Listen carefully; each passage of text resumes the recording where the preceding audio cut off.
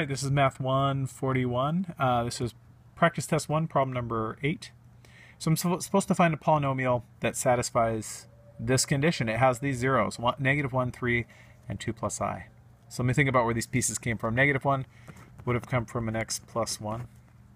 3 would have come from an x minus 3.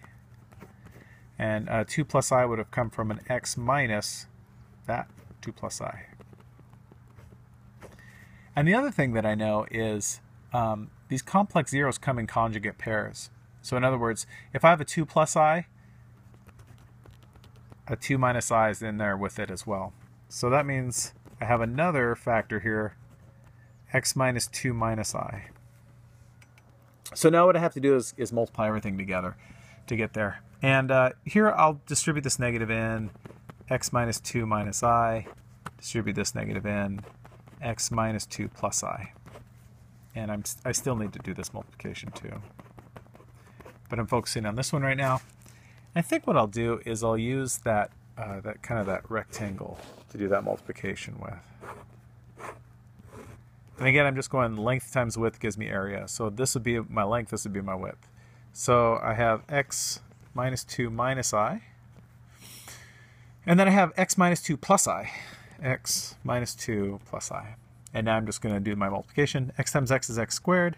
X times negative 2, negative 2x. X times negative I, negative xi.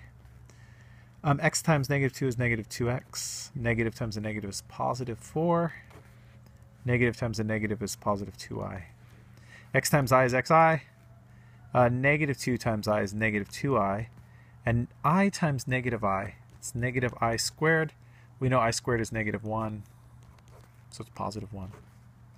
So now I'm going to throw all my like terms together. Notice what's nice, negative xi and positive xi make a 0 when I add them together. 2i and negative 2i make a 0 when I add them together.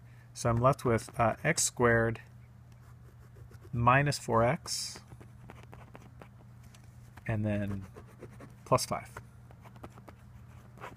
That's just a mark. It doesn't mean anything.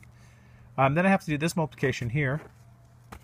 So I'm going to end up with x squared minus 3.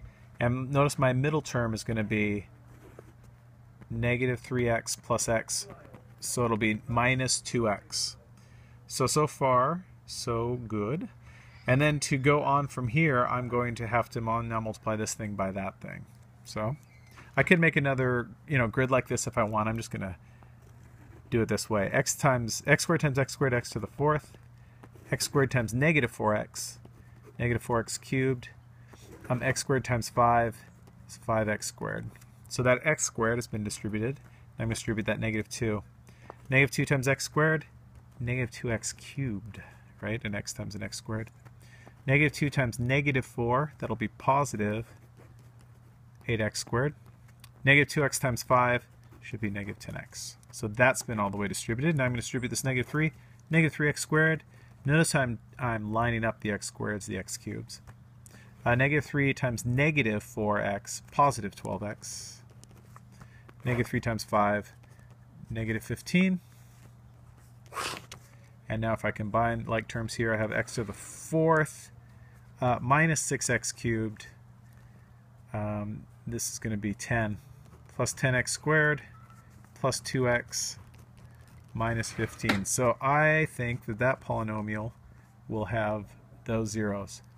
And if I wasn't sure, I could graph it and check and see if it actually crossed at least at the negative 1 and the 3. All right.